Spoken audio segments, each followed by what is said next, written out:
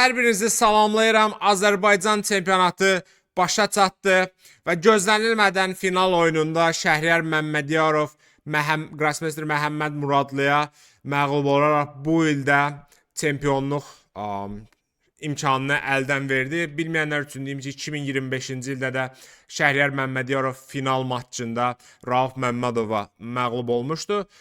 Həmin maç tiebreakdə taleyi həll edilmişdi. Bu isə klassik partiyada bitdi. Sizlər üçün bu gözəl oyunu şərh etməyi istəyirəm. D4, ATF6, C4 bu həmişə Məhəmmədin oynadığı variantdır. J3 burada Katalana keçir. Əvvəllər adətən at C3 gedişini edirdi. Burada yəni J3 gedişində görünür arsenalına əlavə edeyim. DS, fil J2 və fil D7. Bu bir qədər nadir gedişdir. Adətən bu vəziyyətlərdə DS-nin yerinə fil B4 şah verilir. Burada da fil B4 şah, C6. Yəni çox gediş var. Burada demək olar ki, hamısı oynanılıb. Fil D7 bir növ Məhəmməd üçün gözlənilməz oldu. Fikir versəz Məhəmməd burada vaxtını xərcləyir ki, ən düzgün davam yolunu tapsın. Əminəm ki, bu fil D7 gedişini Məhəmməd bilirdi. Sadəcə yadına salmağa bizdə olur oyunlarda rəqib belə deyək, gözlənilən fərqində başqa cürə bir gediş eləyəndə biz biraz düşünürük ki, hansı davam yolunu seçək. At Y5, fil C6, at C6. Burada hər şey bir növ Şəhriyarın planına uyğun gedir. Gördüyünüz kimi Şəhriyar demək olar ki, vaxt xərcləməyib. Yalnız burada Şəhriyar bir qədər düşünür və uzun qala gəlir. Maraqlı olan, kimin üçün maraqlısa izah edeyim. Burada kompüterin ən güclü gedişi at C4 vurmaqdır və uzun qalaya vəzir A4 oynayır. Burada Məhəmməd ola bilsin ki, artıq xatırlanmır öz hazırlığını və yaxud da hazırlığı yoxdur, bilmirəm artıq hansıdırsa. Burada vurur 7, bu nisbətən sadələşməyə cəhdir. At C4 vurur. Burada görünüşə görə Şəhriyar bu vəziyyəti bilmir, yəni hazırlığında baxmamış ola bilər. Çünki bu davam yolu kompüterin birinci xətti deyil. Və burada mən elə gəlir ki, Şəhriyar bir qədər tələsir növbəti gedişi eləməyə. Yəni 7 dəqiqə fikirləşirdən baxaq bu gedişə. 8 dəqiqəyə yaxın vaxt fikirləşib vurur. Bu isə istədiyim bəlkə də oyunun taleyini həll edən gedişdir. Burada qaraların yeganə bir gedişi var. O da vəzir Y6. Fikir nədir? D4'ü vurmaq istəyir. Amma bunu edəndə ağlar istəmir ki, fil Y3-ə templə və yaxud fili Y3-ə çıxsın. Məsələn, burada deyək ki, B3 gedişini eləyəndə, B3 gedişinə D4'ü topla da vurmur. Fil C5 çıxır. Belə gediş də var. Hansısa B3 gedişi o qədər də yaxşı gediş deyil. Burada vəzir A4 gəlsə də artıq top D4 vurur. Bəli, plan buydu bu vəziyyətdə. Vəziri Y6-ya qoymalı idi. Bunun əvəzinə isə at D4 vurur. At D4-dən sonra isə belə bir problem yaranır. Baxın bu fillərə. Hər iki fil şaha doğru baxır. Şah təhlükədədir.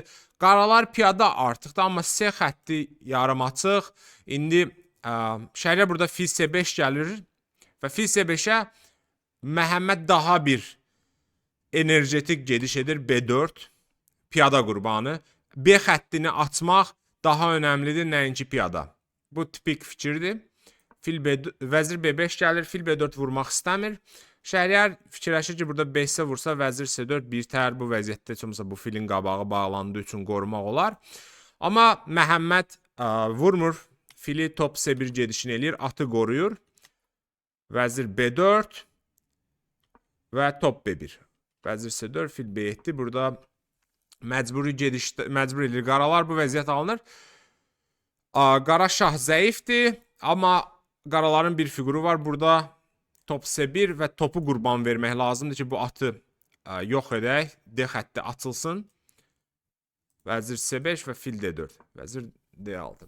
Mən açığı oyunu açanda bu vəziyyət idi. Və kompüterin birinci davam yoluna baxdım. Plus 2-dən çox verir.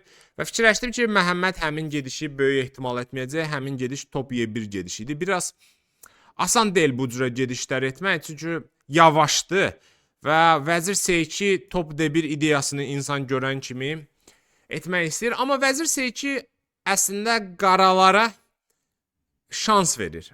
Nisbətən, yəni yenə də qaralarda vəziyyət çox pisdir burada. Amma Şəhriyar vəzir D1 gəlsəydi, vəzir D1, vəzir D1, şah Y7 oynasaydı, mənə elə gəlir, ən azından belə deyək, heç-isə şansları bir 25-30% kimi qiymətləndirərdim burada. Yenə də ağlarda böyük üstünlük var. Burada C7 piyadasını rahatlıqla götürəcək. Vəzir C2, məsələn burada top D7, vəzir C5 belə vurur C7-ni. Amma at D7-dən sonra ən azından belə deyək ki, piyada sayı bərabərdir. H8-dəki topu oyuna gətirə bilsə, necəsə bir istehkam qurmaq fikirləri ola bilər və kompüterdə əslində burada o qədər də yüksək dəyərləndirmə vermir. Bu özlüyündə göstərir ki, yəni heç-isə şansları yüksəkdir. Amma bunun yerinə Şəhriyar nə edir? Şəhriyar C5 gedişini gəlir. Əslində bu gedişə görə onu çox qınamaq olmaz. Səbəb isə nədir? Burada fikirləşib ən azından top D4, CD, vəzir C5 gedişindən sonra şah Y6 gəlirəm. Heç olmasa bir keçid piyadam olsun, şanslar yaradacaq və s. Amma burada böyük bir problem var. Problem nədir? Problem şahdır. Qara şah həddindən artıq zəifdir və Məhəmmədin növbəti gedişindən sonra bütün vəziyyət darmadağın olur. Artıq Məhəmməd fil H3 gəlib şaha mat vermək istəyir və qaraların demək olar ki, düzəməlli müdafiəsi yoxdur. Məsələn, top D6 gedişini eləsə, burada fil H3 gəlir, şah Y7-yə də vəzir Y5-dən sonra belə deyək, bunu götürürük. Burada da top at vəzirə qalır, bu isə tamamilə uduzulmuş vəziyyətdir. H5 gəlsə fillə şah verir, at buraya gələndə F3 gəlir, at yenə getdi. Son şansını yoxlayır, piyadanı J5-ə gəlir ki, fil H3-ə J4 olsun, amma burada da Məhəmməd piyadanı vurur. Artıq görürsünüz ki, piyada adaları hər yerdədir, yəni şah hələ də zəifdir.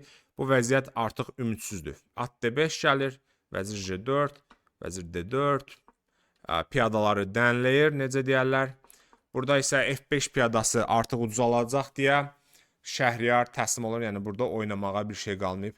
3 piyada, vəzir 2 topdan qat-qat üstündür.